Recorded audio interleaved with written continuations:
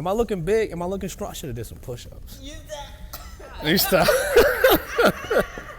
So, yeah, you know what I'm saying? All right, listen, man. Welcome to the Value Podcast, where valuable people attract people of value. I'm Jamel Jackson, your relationship mechanic. I focus on preparing, evaluating, and giving you the tools you need to maintain healthy relationships. Everything on this podcast is centered around relationships and giving people tools. If you've been listening or watching or tracking me on YouTube, Instagram, Facebook, everything we're talking about has been leaving tools for people to have healthy relationships. What's up, Erica? What's up? You ready? This particular episode is Jamel I Have Questions, where my guest will come on and ask me a few questions centered around relationships, and I will answer those questions. All right, relationship mechanic. Because I got questions. So Offset, y'all had a lot of questions. Yeah, we did, and we're going to bring them all in here. Let me make this disclaimer. Okay, go ahead. I do not deem myself to be the person that knows it all. I just want to make that disclaimer. Because there are some people out here that are coaches and they try to come off like they know it all. You know what I mean? Yes. I know the person that does have all the answers, though. Okay. Yeah. You better praise them. All right, so question. Would you compromise your happiness for the success of your partner or relationship? For the success of my partner? Mm-hmm. It depends on what yeah, I probably would, yeah. You would? Depending on what the happiness is. Like, what is that happiness? Is that happiness like me going on a trip and say my partner is about to have an opportunity to take her career or her business to another level? I probably would compromise that trip and say, you know what, fellas, or you know what, such and such, I can't go. I would say this because I find that a lot of times, and I'll say women, majority of the time, they usually would sacrifice maybe what they want, their own purpose in life, their own dreams, you know, just so that maybe their husbands can go off and pursue their dreams, and in the end, they end up being, you know, resenting that or resenting their partner. And so I think that's very, you know, critical to have those conversations to say, you know what, because at what point do you say, you can chase your dream, I'll chase my dream, and we make intentional time for each other in the middle? You see what I'm saying? Whereas that way, no one has to compromise who they were born to be or created to be, because I don't think it should be a one-way street, honestly. Yes, I understand sacrifice and I understand compromise, but I think that when it comes to pursuing your purpose and your goal, I don't think that there should be a compromise there. That's my own. No, I mean, no, you should not compromise on your dreams and goals. I believe that there should be communication. There should be conversation. Like, hey, especially in the beginning. See, that's the thing. In the beginning stages, are we even having these conversations? Like, what are your core values? I always talk about that. Like, what's your core values? If I have a core value and I'm like, okay, I'm not compromising this for nothing. Mm-hmm. Some people don't have those core value conversations. Then we sign up, and then like maybe 6 months in, a year in, you're like, yeah, I'm about to go get my doctor's degree. You never talked about that. And so now the other person's like, what do you mean a doctor's degree? Like, no, I gotta do this. And now there's this headbutt, and it becomes us competing with one another. I said this in the last podcast, competing with one another versus complimenting one another. And so you find a lot of relationships, they're in competition. You should never be competing with your partner. You should be complimenting your partner. You should be wishing her the best success, wishing him the best success, not compromising your greatness. No, if anything, I want to see you win, because if you win, I win. And I think that's very important. I think you hit on something very key, having those core conversations in the beginning. That's the part that we miss, right? You know, so what are the things that we should be asking our partners in the beginning? In the beginning, like, I'm a little different. Hey, I'm gonna ask you on this. I'm gonna ask you on the first. It might be the first date, the second date, and not just blatantly coming out and saying, you know, here's my core values, but somewhere in that conversation, you're weaving in. It may be two core values where you're like, you know what? This person has to believe in God. Your deal breakers. You know, but these are your deal breakers. Like, you're not compromising on this, you know? Because oftentimes we end up wasting 6 months because we didn't talk about those deal breakers, and then 6 months to a year later, then we realize that, dang, we're not really on the same page, especially about the things that are critical to me. And then you've wasted that 6 months to a year getting to know that person or whatnot, and y'all not aligned or even evenly yoked. Yeah, you might meet somebody and be like, you know what? I don't want. You have it in your mind, a core value. I don't want anybody who smokes, right? and maybe you're talking to the person on the phone. And this is not knocking anybody who smokes. If you smoke, that's just you. But you don't want somebody who smokes. Right. Cigarettes, let's just say cigarettes, right? And you're on the phone with him, you haven't met him yet. You're just talking on the phone and y'all setting up for the first date. He comes to pick you up, right? And maybe he's smoking his cigarette in the car and he plucks out the window, hey, what's up? You have a definitive decision to make right there. At that point.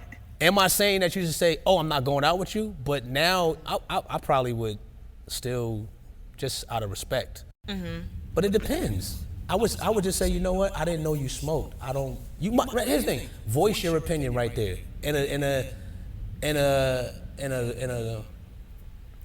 Not in a rude way, but voice it right there. Because you could avoid it and say, oh, you know what? Never mind. I don't want to disrespect him. Let me go ahead. But he already disrespects you with your core value. So you'll end up going on a date. Check it out. He didn't know though, but you go on a date and then you tell him. You know what I mean? Now, if he's adamant, like, or he or she, let me just not say man, if he or she's still adamant about doing that, like, man, I smoke, you know what I mean? This is what I do. Now you have information to meditate on, to calculate, and be like, you know what, do I want to continue to go with this person? Because here's what we might do. Man, you know what? I know he or she smokes, but man, she fine. Or man, he just talks so wise and he's so smart. And we go, I could probably get him to stop smoking. I was about to say, do you think you could change people? So now it's like, I could change him. Or I could change her. And so we start the journey. And he blowing them cigarettes down. She blowing them cigarettes down. And you knew that was one of your core values. And then we end up to that part where we're compromising what we wanted to do. That's the key thing. So what do you think are the biggest obstacles facing modern day relationships today? Intentionality. Break that down. We're not doing things with intention. I hear a lot of people say, they would say, hold on, let me think about it. They would say, huh? Oh, they would say, sorry you guys, I got people behind the scenes helping me out with this, with my body gestures. I'm transparent. Yeah, I love it. They would say things like, we'll just see when we get there. You know, like you can actually predict where you're going. So a lot of the things in relationships nowadays, people aren't dating on purpose. It's like, we'll just figure it out. We're gonna see what happens. We're gonna see what happens. Let's just see what happens. So we're together, we're like, no, what do you mean we're just gonna see what happens? This is your life. You could actually map out and predict what's gonna happen this whole week. Now there are some things that are out of your control, some uncontrollables, but most of it you can control. And so I think that's one of the issues right there. Let's just see what happens. No, what do you mean let's just see what happens? Let's map this out. Where are we going? No, people aren't doing that. They're just jumping in the car and driving. That's factual. I would have to give you that. I think that one of the things that, for me especially, one of the things that I feel are hindering modern day relationships is people don't know who they are. I mean, yeah, that's a huge part too. You know, and when you don't know who you are, you don't know what compliments you, you don't know what serves you best. And so I feel like the key that this generation has to get is first, let me figure out who I am. And then give yourself time to evolve and mature. You see what I'm saying? Because at your maturest state, I feel that that's when you'll find the right pieces that will hook into you appropriately. Because when something is not, we got an airplane coming over, guys.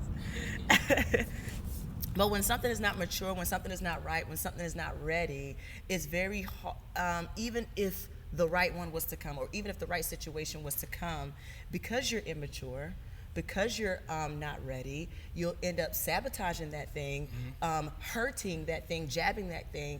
And so it is best for people to know, to mature, and then, or to know who they are, and then grow to their maturest level in their state. Now, some people are in relationships to where they grow together, you know, but oftentimes we just find that I don't know who I am, so I don't really know what I want. Mm-hmm. So you can't tell him or her what you want, because you don't know who you are. Right. And I think that that's a key thing. That's one of the things that are hindering us we have a very coveted. Go ahead. We're having, like, a lot of times, I mentioned social media because it does have a huge influence.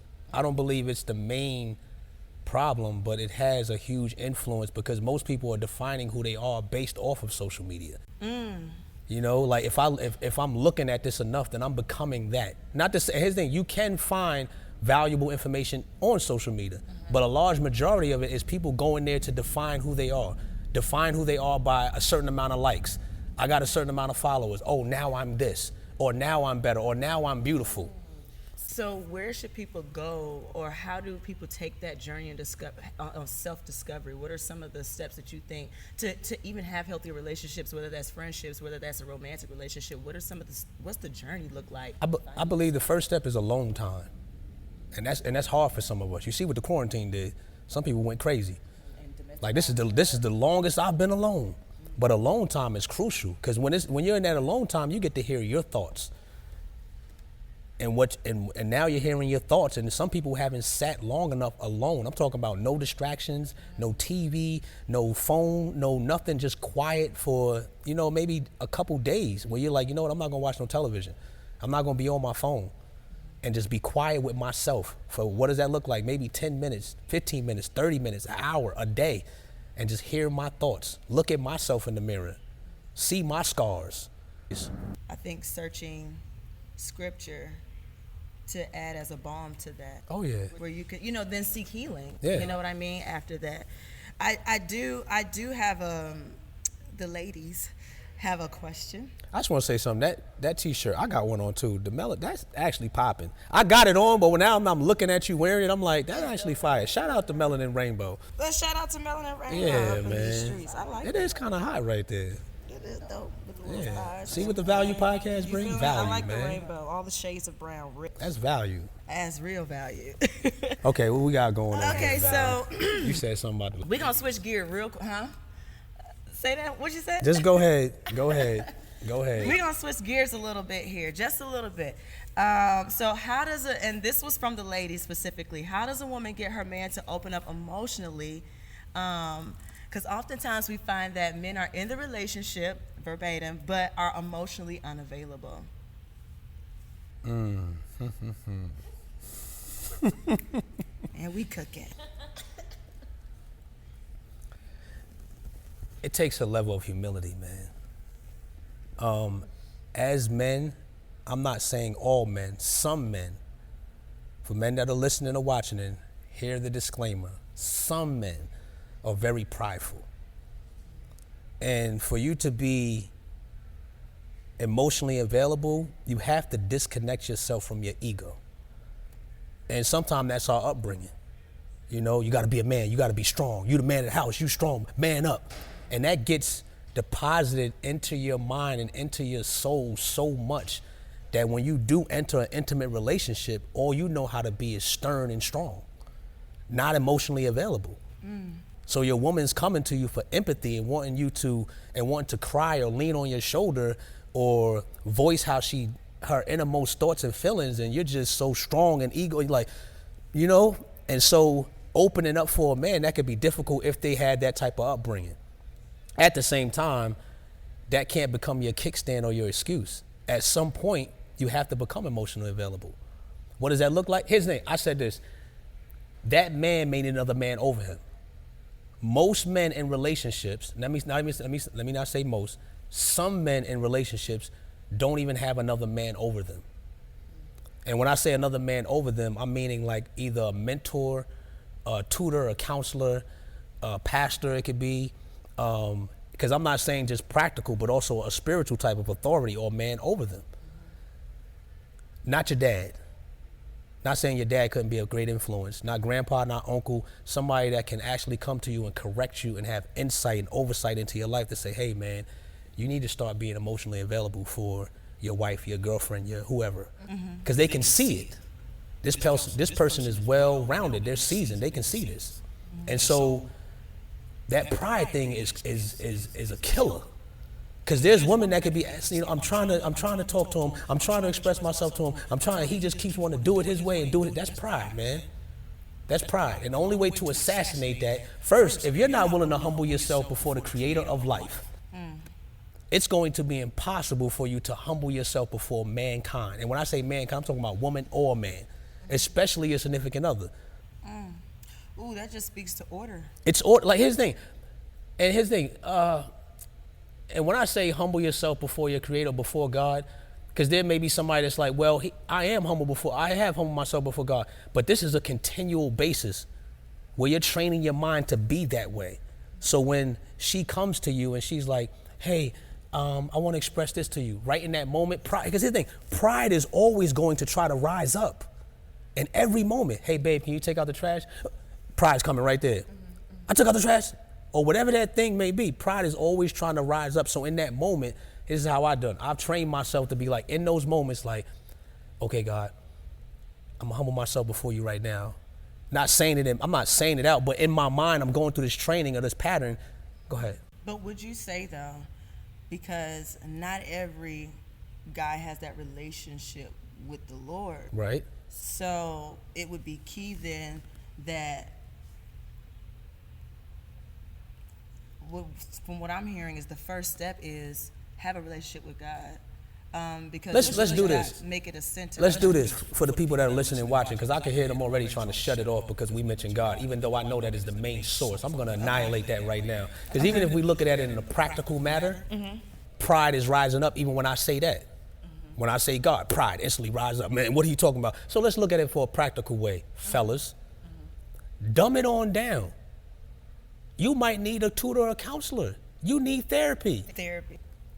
If you're constantly shattering her heart, which is part of her emotions, and she can't come to you and confide in you, and that's your significant other, that's something that's in you, not his thing. And I'm not excluding her, because it does at some point become a collective work, you know what I mean? But let's look at you as an individual. There's something that you need help with. That's where I say the pride, because as a man, I remember I was going through a point like that where I was like, I felt like I didn't need no help. Nobody ain't got help. But then I eventually crashed and was like, you know what? I need another man in my life. You know what I mean? Dad wasn't always around. Had some dudes that was, taught me some stuff in the streets. But then I had to say, you know what? I need a man. I remember going to another man and saying, hey, this is what I'm dealing with. ABC. I didn't pour out my whole laundry, but he said, okay, you know what? That man over there can help you. And I went to that man and I said, hey, sir. And it was an older guy. And he was like, what's up? And I said, this is what's going on. I'm in a relationship. And he said, come meet with me. And so every Monday, I'm painting my story. I used to go sit with that man and just pour it out. And he began to shape and mold me and not critique me or judge me, but because he had wisdom and how to handle me. He handled me gently sometimes, and sometimes he handled me assertive, but he knew how to deal with me. And that started to mold me into a man, not a boy, because you got a lot of men who are still boys. Just because you got a beard doesn't make you a man. Yeah. So. And I'm not trying to knock the men. For men that are watching this, I don't want you to think this is a. No, because I want to know, what role does the woman play when a man is going through that particular journey? Is this where we say, get yourself together, call me when you get there? Or is this where we're praying and, what role does that woman, what role does the woman play when a man is just being, what do we do? That's a covering position. Because I said this too, we're all broken. If somebody's willing to do something about their brokenness, they identify, okay, I'm broken in this area. Let's just say this man, you know what? In this area, I'm broken, but I'm willing to do something about it. I understand that I'm hurting you. I understand that I'm not emotionally available, but I'm about to do something about this. I'm getting some help. I'm seeking some counsel. In that position, as the woman, I believe she should cover him, especially if he's willing to do something about it. Okay. Now, if he's just blatantly ignoring it, like, I'm not going to do nothing about it. I know this is just the way I am. This is the way I was raised. This is how I am. Then it's like, okay, I know they're not going to like this, but I'm going to say it anyway. At some point, it's going to have to be an ultimatum. Because now your brokenness is spilling over into my life. I'm broken too, but I'm willing to do something about mine, you being the woman. And now him being the man, not wanting to do anything about his brokenness. Keep ignoring it. Keep being prideful. It's going to eventually spill over into your life. And now you're carrying all this weight, unnecessary weight. At what point do you say, you know what, this is it? Because some people will say, no, you just keep sticking it out and you keep praying and you keep fasting. Man, the devil is a liar. At some point, I gave this analogy in my friend's part. At some point, you're going to run on E and run out of gas and the car ain't going to be able to move. I mean, I agree with that. So, But you got to cover him. If he's willing to do something, covering him, what does that look like? It can be prayer. It can be encouraging. It can be driving him to the therapist. You know, it can be maybe sitting in the meeting with him if he's willing to do something about it. I wouldn't just say throw him away unless he's ignoring it. Unless he's ignoring it. I think that's important and that's good wisdom there, because oftentimes we just don't know. When someone is not opening up, and because we're dealing with our own things, then we're not gonna open up.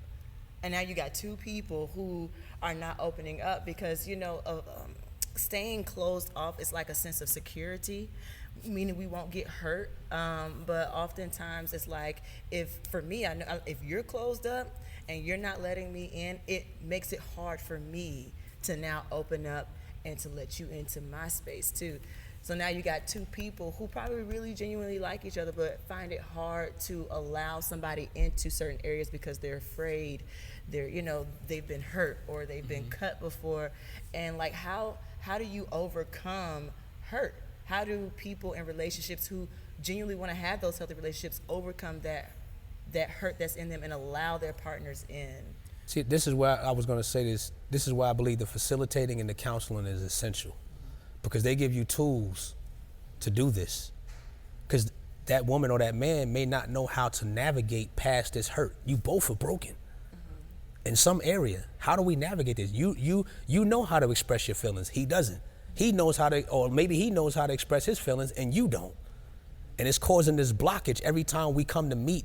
And it's like, man, I can't talk to her. Man, I can't talk to him. Man, and you both love each other dearly, but it still requires this open communication, and you may need a mediator, But then again, even in that scenario, because some people may say, well, I did all of that, and that's great. But see, the thing, it goes back to if the person's not willing to do anything, even after you've done all the mediating, the praying, the fasting, the counseling, the therapy, and it has to be both people collectively wanting to see this change take place. If only one party's putting in all the effort and the other one's like, oh, I could care less if we go to therapy. I could care less what happens.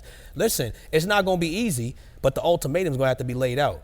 Like, hold on, what are we doing? Because you're impacting my life, and I'm not guaranteed tomorrow.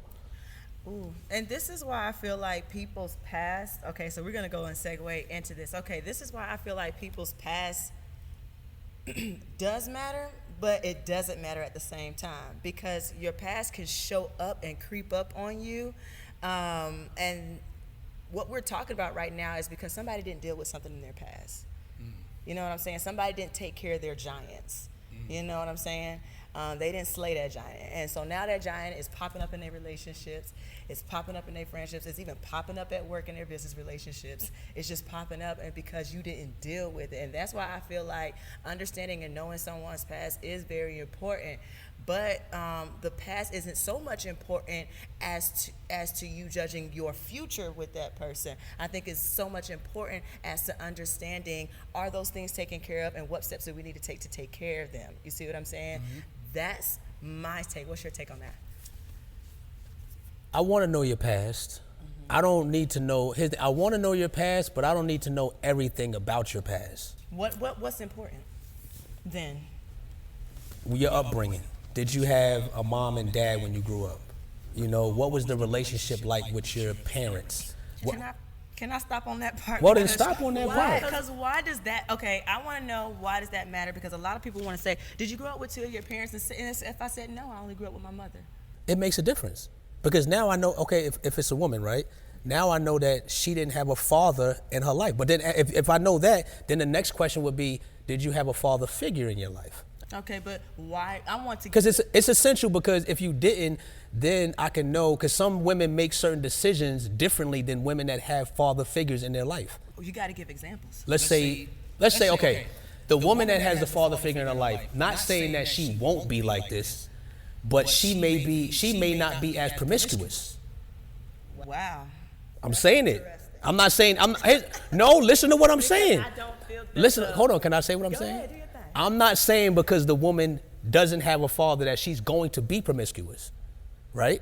But let's just say the woman who doesn't have a father looks up to men out in the neighborhood as father figures, and they end up leading her in the wrong direction. I feel like that's a status quo. Or not a status quo, I feel like that's a stereotype. But it's a stereotype that's proven. But by what measure? Because I don't feel I'm not saying it's the concrete but you're cemented, but I'm saying it occurs. It occurs. It's not always the case, but it occurs. Because I don't want guys to be like, oh shoot, she ain't got no father figure. That means she. No. Listen. Did you hear what I just said though? I made a disclaimer. Like, just look. If she doesn't have a father figure, I'm not saying. Maybe I shouldn't even use the word promiscuous. Dang it. I'm just saying. Matter of fact, no, I'm gonna use it because here's the thing. There is a stigma with girls who necessarily did not grow up with a father figure, and automatically a man's mind or someone's mind goes to what you just said, and that's why they want to know. Did you have a father? No, that's not why I'm asking. Mm-hmm.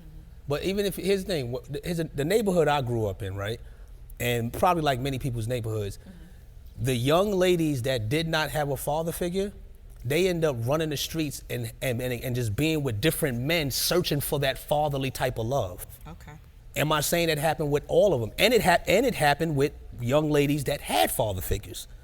But I saw it more so and witnessed it more so in different places and states and cities that I've been to with women who didn't have the father figure. They end up trying to search in a man as to be that fatherly figure. And all men weren't out to be that fatherly figure. Some would take advantage of that. Like, oh, she don't got a father, she leaning into me like that, I'm gonna use that to my advantage. So then I'm only asking that question to, just for engaging purposes, not to be like, oh, she ain't got no father, she a promiscuous woman. No, I'm not gonna that's judging. That's judging.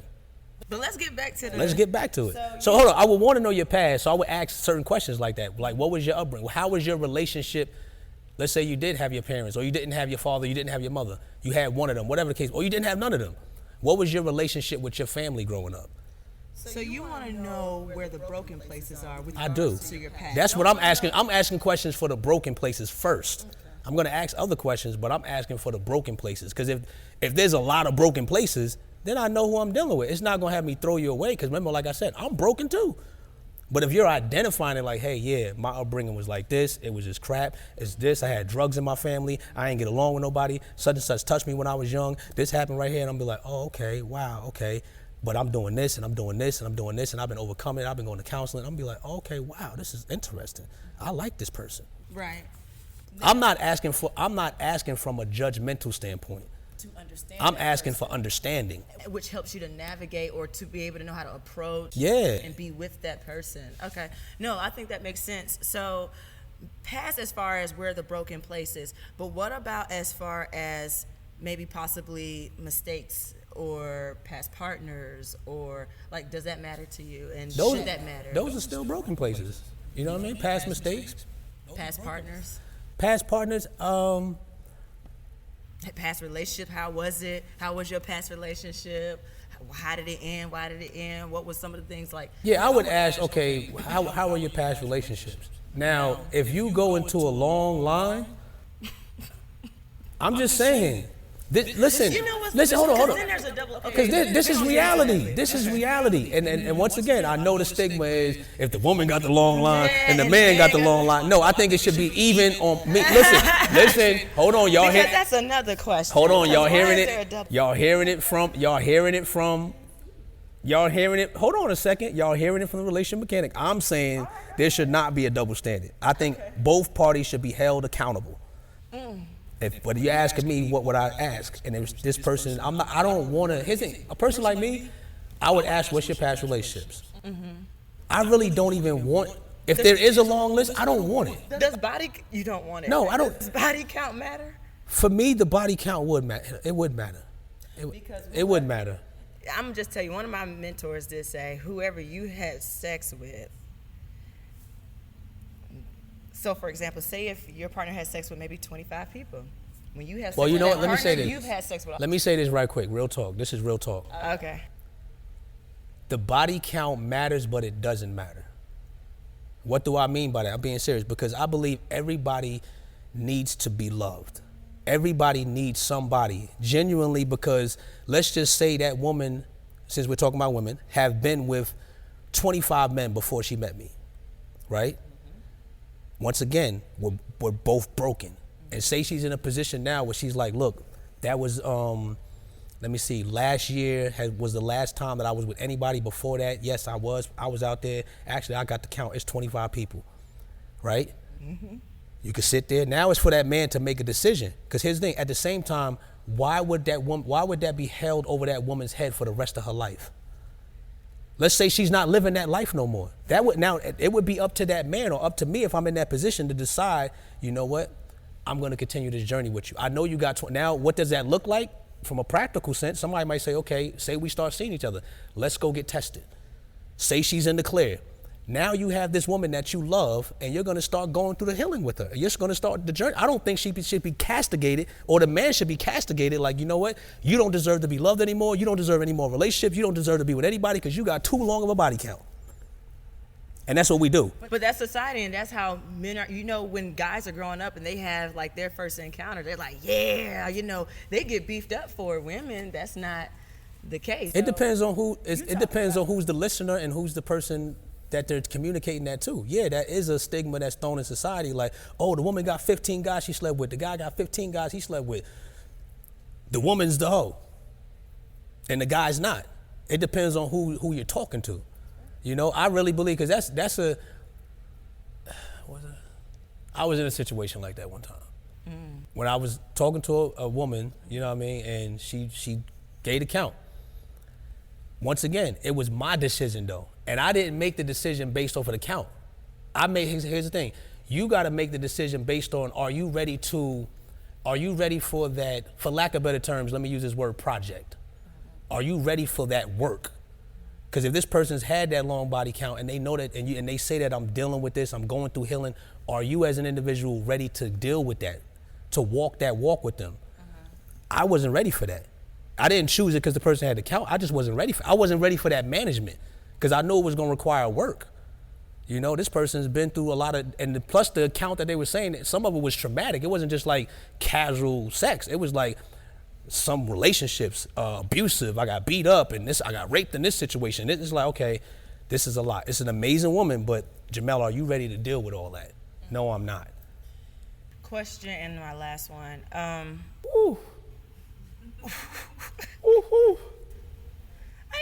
don't think that was too bad. No, it wasn't too bad. This is good. This is the warm up. You got other questions coming for you. You know?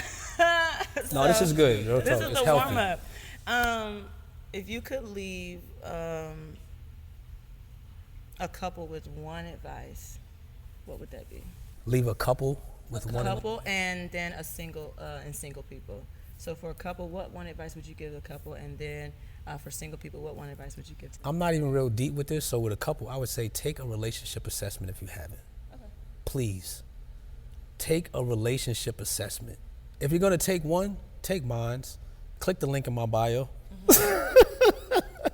But real talk, click the link in my bio, and if you don't take mine, take one, please, because they're essential. They give you data. The one that I use for my business has been used with 4 million couples by hundreds of thousands of therapists, psychologists, counselors. These are evidence-based facts material that you can take and look at and be like, oh my God, I didn't know this about you. I didn't know this about me. I didn't know this about us. Don't ignore it. It's inexpensive too. The money that we blow on everything we blow on, we could have took the relationship assessment 10 times over. That's true. And then what would you say to single people seeking to have healthy relationships? Get to know yourself first, like we said in the beginning. Get to know yourself first. Take some alone time and be alone with you, you know? And if you get in the company of other people, make sure they're healthy people. Not people that are just saying, oh girl, this is what you need to do, because you know, oh man, you know what, bro? This is how you need to be, man. This make you a real man. Like, no, if you're gonna be in the company of people, make sure they're wise people and healthy people. Not people that are damaged and they're giving you damaged information, you know, taking you to damaged places. No, get along with yourself first and foremost. And really, if you believe in God, ask God. He'll respond. God, you know what? I'm hurting in this area. Oh, God, I need wisdom in this area. Oh, God, I need someone to assist me in this area.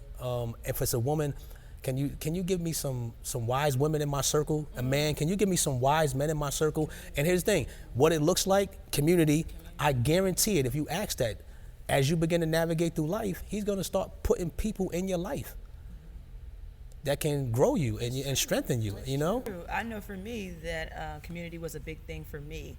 because even sometimes when you are weak, that community comes in for you, right? And iron sharpens iron. We know that, you know. So getting people around you that is going to help you. I think even just with couples too, getting with other responsible couples, and you know, that can help sharpen you guys, and you know, just be accountability partners. I think that is just key for everybody when it comes to building healthy relationships. And you know what? Don't be afraid to empty some people out of your life. Sometimes we need to do some spring cleaning. Sometimes we need to do some spring cleaning.